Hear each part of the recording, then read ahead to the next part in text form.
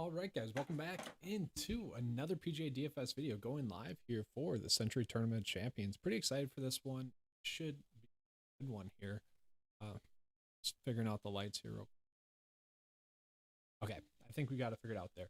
So, I do have some new features here on the page. I'm kind of excited for it, so I can pull up a chat. So if you guys have a chat in there, let me know and I'll get that answered there. Do want to just go over kind of the tools that are available at 9 to 5 Sports as well. That's kind of what this stream is going to be about, just going over the tools at 9 to 5 Sports. Do hear a kind of slight echo in the headset, so I'm just working on that real quick. I'm going to get that taken care of, and then we'll go live.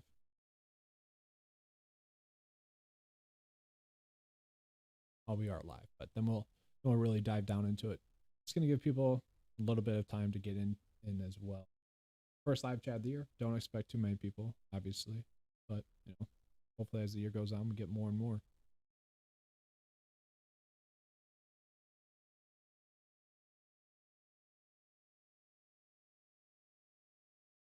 I don't think it's as bad right now, so we should be decent. Okay, so what I want to do is I'm just going to go over the tools at 9 to 5 Sports. So really just going to start off going from point A all the way down, trickling down, and just covering that. So if there are questions that specifically come in about the STOC, I'll be happy to answer those. So if you have those, make sure to get those in. Okay, so I'm going to pull up the website here.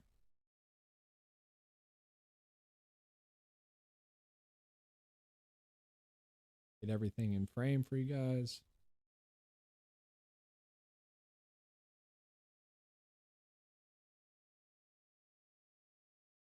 I wasn't exactly sure what I wanted to do for a live stream today, mostly for the fact that I already covered pretty much everything I wanted to cover for this week. Look at that. Okay, so now we're going to get into it. Like I said, I'm going to start doing segments so I can break it up a little bit more live stream wise. So here we go. We updated the 9 to 5 website, first of all, kind of just a better layout for it. So you can click on the DFS golf tab right here if you want to. That's going to be up to you guys. And then we're going to pull up the most recent golf video. Hey, look at that. It also is going to have the most recent tournament right up there on that side. And then we're going to have kind of simple tools that you can follow. So pretty much this video will be edited, trimmed up, and that'll be actually put right here on this section because it's going to be like a how-to tool. So what we can do is we can go into, I want to check something. 1 second. Okay, we're good. We're good.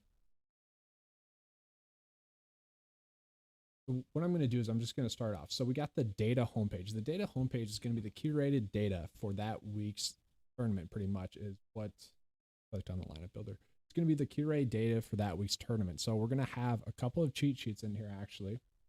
Then we're also going to have a beta cheat sheet. So the beta cheat sheet is the same thing as a cheat sheet. It's just going to be something that is, I need to trim this up a little bit. The beta cheat sheet is pretty much the same thing. It's just the information is kind of sorted slightly different. That's the only difference. So whereas you can sort by course history, if that's just what you want to sort by, you can do that. If you just want to sort by fantasy projections, you can do that. If you just want to sort by key stats, you can do that as well. And then recent form as well. And then you can scroll down and see kind of matchup views for a specific 2 players, I guess, if you want. So if you had a question about 2 players and you wanted to see a specific data set or something like that, you easily could.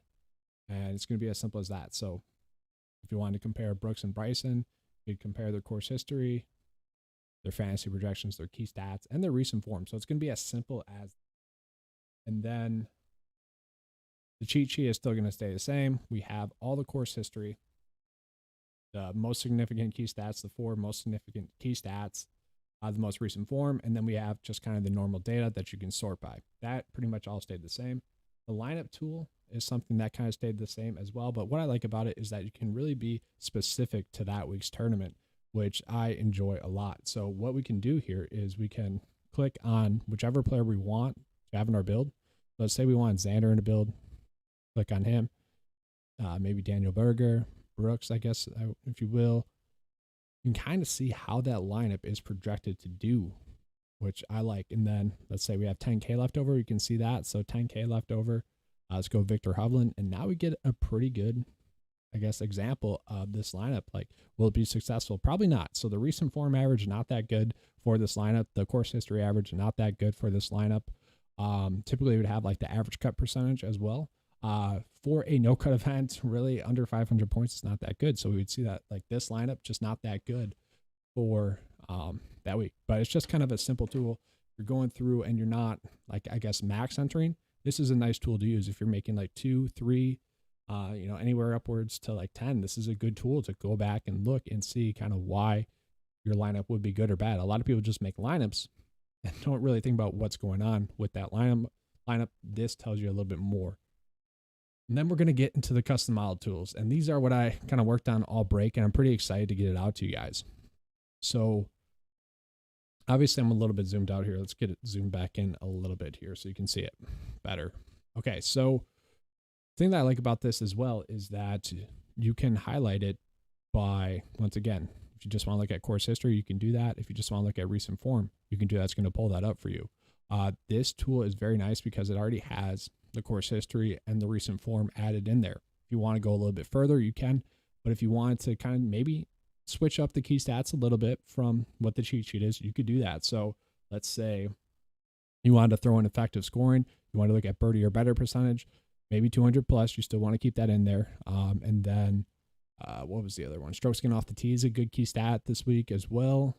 We'll throw that in there. And then maybe just want to look at their combined stat rank. So what we can see is based on those constraints, you could be able to determine who is the best play there. If you want to throw in a little bit more recent form in there, you can as well. So let's go ahead and add a few more events in there. Maybe, I don't know, 5 more events. You could do that, and then you're going to see who is the best play based off of those constraints. So we scroll over here and we can see Patrick Cantlay would be the best play based off of these constraints that we have. Then Bryson, then Sam Burns, then Kyle Morikawa, Jordan Spieth. This is just an example as well, but it's just a nice, easy way for people to use this tool, which I'm pretty excited about here. And then another tool is just going to be the specialist page. This is what it's always been. I like it because it tells us the full picture of stuff. So if we want to see, I guess a good one would be length. Let's go with length. We got a bunch of golfers on longer tracks. Got a lot of data coming into that over the last 4 years. The Sentry Tournament of Champions is going to be a longer track. So what we could do is if we want to sort by place, we can do that. So who has the best finish, average finish on long tracks? Well, John Rahm, JT, Patrick Reed, Patrick Cantlay, Kyle Morikawa, Hideki. This kind of tells us what we want to do. Specialist stats, though, should be treated as kind of secondary stats. They're not going to be the main data point because it's never like the end all be all. It's more or less just like a 50-50 decision maker, something worth looking at, but nothing to really go crazy with when you're doing your stats, I guess. Okay, so now we're going to just sort it a little bit more. We can really just go by whatever time frame we want as well.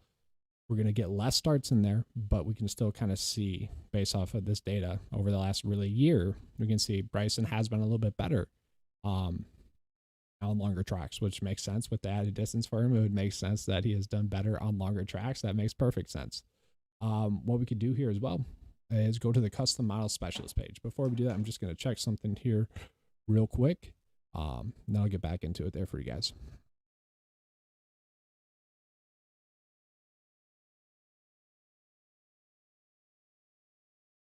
I actually do have a be right back screen, so I'm going to pull that up here real quick and then I'll keep diving into it.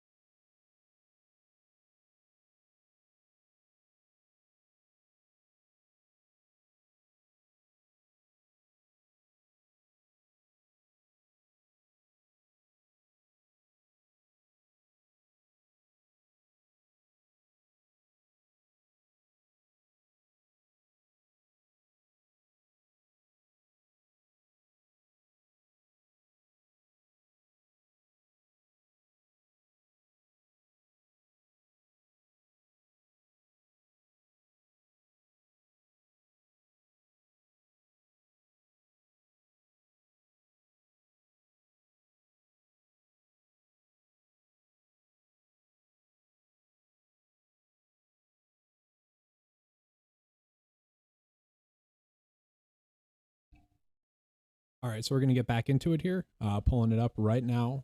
So we got the custom model specialist page. So this combines what we just saw, the custom model and the specialist page. The only difference between this page and really the specialist page is one, you can sort it by what key stats you want to look at. The difference between this page and the custom model page is that you don't get a look at recent form and you don't get a look at course history. This is specifically trying to find the players that are the best on those specialist stats that we're going to be looking at. So what you can do is you can still do it by the time frame and whatnot. Let's just say we want to look at the 200 plus. We want to pull that up. We look at birdie or better percentage. Let's see here. What else? Place. I always like to have place in there because not all events are going to have strokes gain data on, especially with last year. There we go. Let's just pull in strokes gain total and strokes gain tee to green as well. So I like this because what we can see based off of this over the last 365 days is what the preset is. Jon Rahm is the best based off of this data that we're trying to look at. Makes sense. He was a stud. If we want to look a little bit further, we can. If we want to go by course style, we could. So seaside style courses for the past year based off of this data, we can see Jon Rahm, Patrick Reed, Kyle Moore, Kyle Tony Finau would be the best options. Let's say if we want to open it up a little bit though, we could. Also, another thing I want to point out is that if you click on the player's name, you can see how many tournaments are going into that specific data set for that specific player. So 4 for Max Homa, 8 for Seamus Power. It's a nice little tool to use. And then let's just say we want to look at years. So I don't know, past 4 years is how far the data goes back. That's when it's most significant once again. So we can see we open it up a little bit. Jon Rahm is still the top dog, but then Kyle Morikawa comes in a little bit based on the constraints that we set, which is just long tracks for the past 4 years. Bryson falls off a lot, which honestly, shout out to Bryson there. He really made his game better. And then, I don't know, let's say we want to look at no-cut events instead. We can do that. So most strokes gained total, most strokes gained tee to green, most strokes gained off the tee, average place, rank, and then we got the birdie or better rank, and then we got the 200 plus rank. So we have that all listed here as well. We can see which players are going to be the best based off of those constraints. So these tools, the custom model tools that I made, are really for you guys, the players, to be able to maybe take it an extra step from maybe what the cheat sheet doesn't. I would mostly stick to the cheat sheet, but if you want to do that, you can. The course data sheet is probably what a lot of people are familiar with here. It really tells us exactly what we need to know, and this is kind of the lead reason why Twitter or social media sometimes gives me pain, I guess, is people. We have the data here in 2022 for fantasy golf. We know what the key stats are, and we know kind of what we want to be looking at for key stats. And it hurts me when people aren't using tools like this to tell us what the key stats are. So just based off of this, Sentry Tournament Champions, last 4 years data, we can see what the key stats are here. Obviously, strokes gain total is always going to be pretty high, and strokes gain tee to green is always going to be pretty high. That just makes sense. What we can also see is players that were really good in strokes gained off the tee did well. Okay, the average finish, or the players that won, ranked top 5 or better in strokes gained total off the tee. That is really good. Par 4 scoring as well, birdie or better percentage. We can see 200 plus, and as well we can see players that did well 200 plus also were more likely to top 10. We can see that for ball striking as well. That's how you can use this tool. It's very nice, simple, easy to use tool. But sometimes we don't have the course history data if last year taught us anything about that. So what you'd want to do is maybe, it's a new course. Let's just say for, I don't know, let's say it's a Jack Nicklaus course design. Sure. So we would filter by that, and we try to kind of figure out what are the key stats from Jack Nicklaus course designs, and you could probably, make your data set from there. Or if you wanted to go a little bit, do something else, maybe it's a long track, no cut event,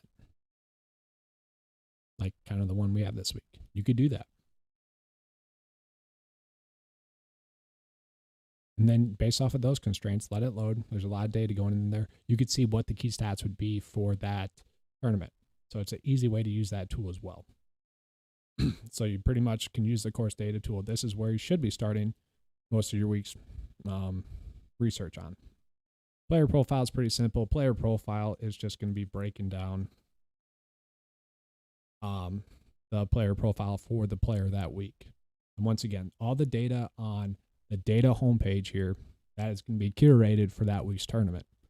The other tools that you'll see on this tab are going to be more flexible. That's pretty much the best way to sum it up. Obviously, the Showdown Leaderboard tool, that is still curated for that week's tournament, but we're looking for a different type of data. Same thing for the Cut Sweat beta. Player tournament log, that is going to be, you can still use it for that week's tournament, the curated data, but the player tournament log is going to be much more bigger picture stuff. I do have a test mobile sheet out there, golf majors betting. That's all stuff I'll touch on here in a second as well. But yeah, the player profile sheet is just designed to tell you guys a snapshot of why they're going to be a good or bad play that week. So we can see their tournament history. We can see their recent form over the last 10 starts. It's going to tell you guys how they rank out course history wise, stat fit wise, recent form wise. I'm going to show you guys based off the past 365 days, their starts, their missed cuts, their made cuts, their top 25s, their top 10s. And then same thing. Oh, sorry. Lots of content this past week, really. The voice is starting to go. I'm not used to putting out as much content, so we got to get back used to that. But yeah, the player profile sheet, it'll also tell you kind of the specialist stuff, show you how a player ranks compared to his average for that specific tournament based off, or I guess for strokes gained total, based off of strokes gained total for Abraham Answer. We can see he's a little bit better on Ben Crenshaw course designs. We can also see he's a little bit better on no-cut events as well. So maybe you would favor him a little bit more. All right, so moving on into the terms. If you ever have a question about any of the tools on the 9to5 Golf membership, well, that's what we've got here as well. Just breaking it down, and also just simple PGA Tour terminology as well. That's going to be here. You ever wonder what went into a certain criteria for scoring like that? You can see scoring. We have 3 categories: easy, normal, hard. So hard scoring events are going to be anything that was over par. Normal 2 under par through even par. And then easy is going to be anything 3 under par, and that's based on the cut. So it's a simple way to look at that. And then, that's just what you can do if you have any questions as to like what those categories are. The leverage. This is a tool that a lot of people were liking from 9to5 on Twitter. Got a lot of love there, and it's a fun tool. I do enjoy this tool. A lot of people know my thoughts on ownership, but it is a fun tool to look at. So, what you can do is you can just sort by players that are kind of being disrespected by the public and people that are being over-respected by the public pretty much. And you can try to get your leverage or maybe fade someone. Like Patrick Reed, probably not a good play. He looks like a horrible play this week. And if he's going to be 30% owned, obviously you should probably fade him. And like same thing for Brooks Koepka, Phil, whatever. This tool is going to tell you pretty much who is. One is telling you who's most likely to play well based off of their projected cut percentage, which everyone's tied this week, so that's not going to matter too much, but their fantasy points and then their ownership. And it kind of accumulates that all together to tell you guys who's, being under-owned and who's being over-owned. And it's just based off likelihood. It'll tell you guys who's most likely to play well that you could get like a leverage on. And it has done pretty well in the past. I'm pretty excited for that tool as well. The results database tool is just pretty much exactly that. It'll just tell you how, the 9to5 tools I've been doing pretty much. So outright betting card is over the past 7 tournaments, 2 winners, 2 runner-ups, pretty good stuff there. Over half of them I finished top 25. You can look at what I like to look at as top 20, top 12 in the model. You can see 51 players, 5 wins for the top 12 in the model out of 7 events. That's pretty good. 2 runner-ups, 15 top 10s. So that's just kind of telling you guys that stuff. And then the matchups. This one is kind of a tool that I brought back this year.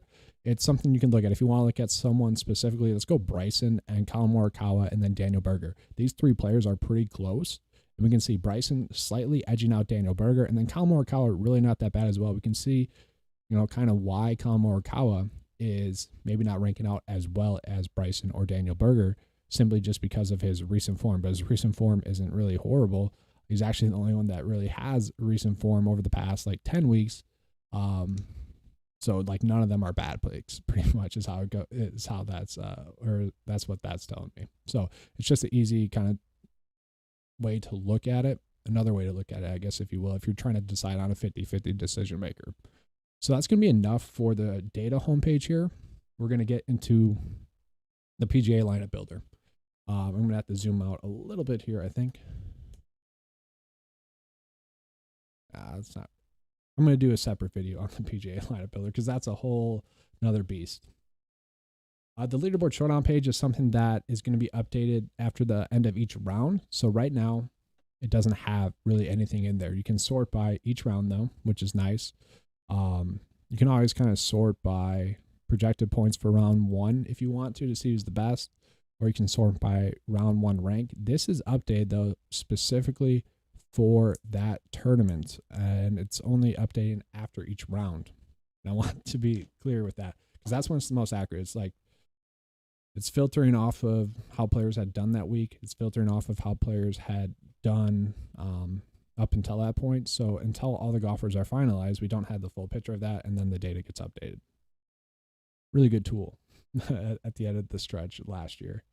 And then just touching on a couple more tools here. The Cut Sweat Beta.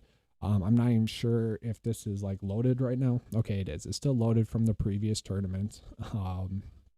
But this is something that's just kind of fun to look at, really. There's no real need to use it. It's just fun to look at. You can sort by, 5 out of 5, cut percentage, 6 out of 6, kind of just showing you guys what that is for that tournament. It's just a fun tool to look at. And then getting into kind of the closing tools here. So the player tournament log is something that I like. I wanted to create it because there are some times where I'm just like, I'm curious about a player, how they've done in the past. So I just kind of want to see what they did. Let's go with Aaron Wise. Aaron Wise isn't playing this week. I just kind of want to see a data set on him. You can do that, and it's kind of fun to look at. So you could look at specialist view if you want to. You can sort by, hey, let's see how Aaron Wise has done on just Bermuda greens. And I'll filter based off of that. So you can see strokes gained putting on Bermuda greens over the past 4 years, not really good. And it just kind of tells you everything you want to know that way. You can zoom it in a little bit more. So right now we're looking at the past 5 months for him. Still not that good on Bermuda greens, but it's just a fun way to look at it in that sense there. It's also something you can pull up too during your weekly tournament research if you want to as well. So for example purposes, let's just pull up Seamus Power, my favorite value this week. So there we go. I'm just going to filter by like the past year. Pulling them up. And remember, this is Bermuda green, so I'm going to take that off. Then we can kind of see, really not a good putter in general, but scroll back up. We can see over his past 20 starts, 15 made cuts, 11 top 25s, 5 top 10s. So, pretty good for upside there from Seamus Power. Kind of just tells you what you want to know, and you can also see the starts in that stretch as well. Kind of chart it out as well. We do have a test mobile view that's only like useful for mobile users if they want to use that. Then the golf majors. I'm kind of excited for this one as well. So it's going to update weekly, but it's going to tell you who are the best plays for that week's tournament or for that major specifically. So we can see right now, let's just see who's the best play. So for the Masters right now, Patrick Cantlay makes sense coming off of a really strong end of his season.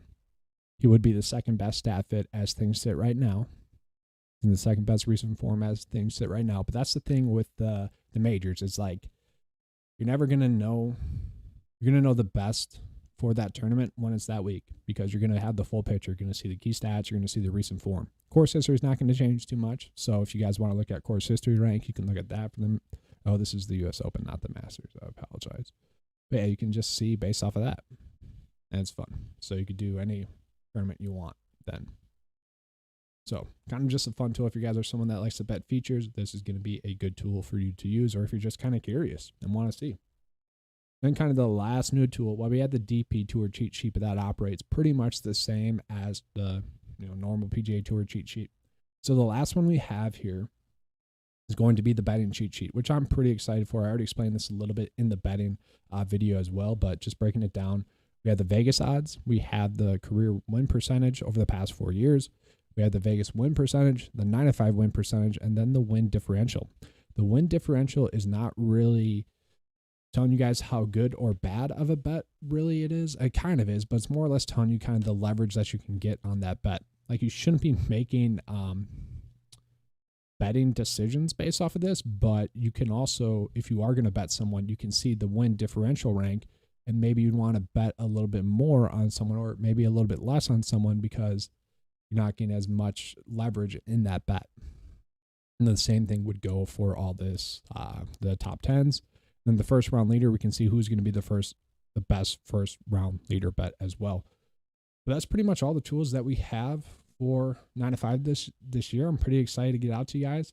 Obviously, this live stream was a little bit different. Going forward, it's going to be more centered on that week's tournament. So hopefully you guys enjoyed this video. If you did, as always, please give me a like, subscribe. All right, thanks for watching, guys. As always, let's keep